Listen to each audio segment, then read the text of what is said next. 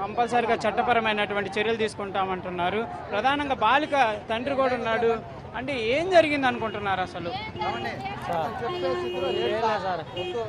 Police DSP కూడా మాట్లాడుతూ కంపల్సరిగా చట్టపరంగా చర్యలు అయితే తీసుకుంటున్నాం అన్నారు. కానీ ఇంకా లేట్ అవడానికి గల కారణాలు ఏంటి అనుకుంటున్నారు మీరు?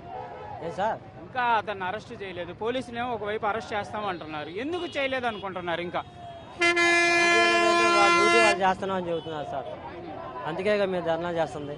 పాపను ఇట్లా చేసిన వాళ్ళని తొందరగా పట్టుకోవాలని చెప్పేసి ఇలా కడుపులో నొప్పి అనే విధంగా ఏదన్నా మీ దృష్టికి తీసుకొచ్చిందా? చెప్పలేదు. బాలిక కడుపుతో నొప్పితో వచ్చింది అంటున్నారు. స్కూల్లో చెప్పడం కానీ చెప్పారు. మీకైతే ఏం చెప్పలా?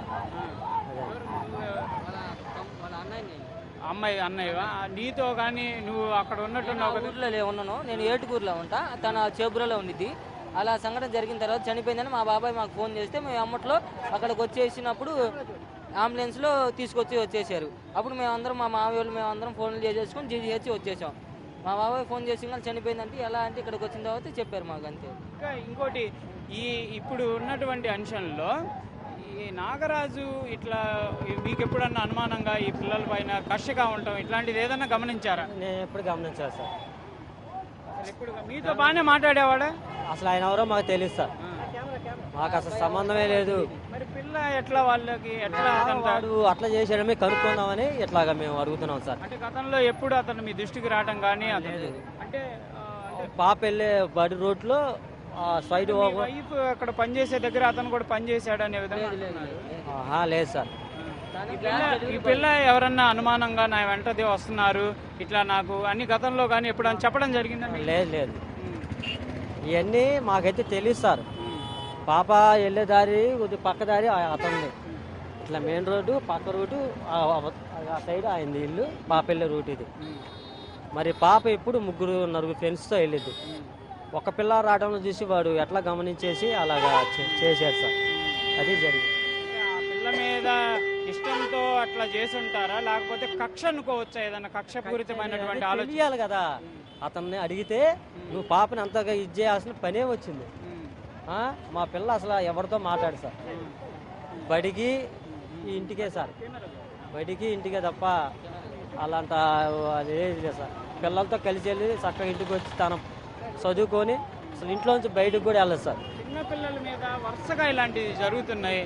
అసలు ఒక యాజ్ ఏ పేరెంట్గా మీ పాప చనిపోయింది, ఏం కోరుతున్నారు ప్రభుత్వాన్ని మీరు? ప్రభుత్వాన్ని కోరతాం ఏంటంటే ఇలాంటివి జరగకుండా అతన్ని ఒక దారుణమైన శిక్ష, ఆ శిక్షని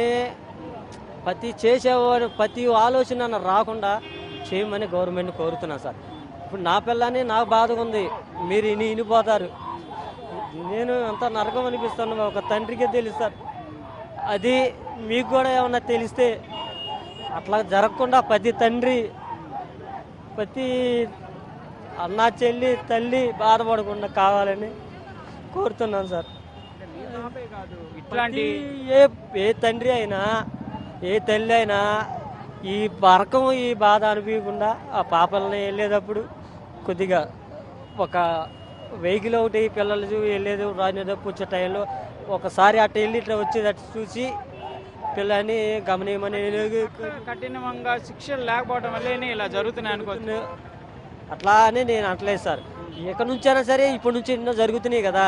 ఇక్కడ నుంచి మా ప్రభుత్వం ఒకటి ఆలోచించి పాపలు ఎట్లా వస్తున్నారు, ఎట్లా వెళ్తున్నారు, పాప వెళ్ళే రూట్లకి వీటికి ఒక గమనిక, ఎవరితో మాట్లాడుతున్నారు, వాళ్ళు ఏంటి అని గమనిస్తా వాళ్ళని త్వరగా చూస్తూ ఉంటే ఈ దారుణం జరగకుండా కొంతవరకు ఆగిద్ది అని చెప్పేసి. ఈ కేసుకు సంబంధించి హోమ్ మినిస్టర్ దగ్గర నుంచి కానీ ఎవరన్నా, అంటే పవన్ కళ్యాణ్ కానీ ఇట్లా చంద్రబాబు కానీ ఎవరైనా స్పందించారా? లేదు సార్. లేదు సార్. వాళ్ళు కూడా స్పందించాలని కోరుకుంటున్నాను సార్. ఇప్పుడు వాళ్ళు పెద్ద వాళ్ళు మా చిన్నపోటీ వాళ్ళు బిగ్ టీవీ ద్వారా పవన్ కళ్యాణ్ గారిని కానీ సీఎం చంద్రబాబుని, హోమ్ మినిస్టర్ మీరు ఏం అడగాలనుకుంటున్నారు అడగండి.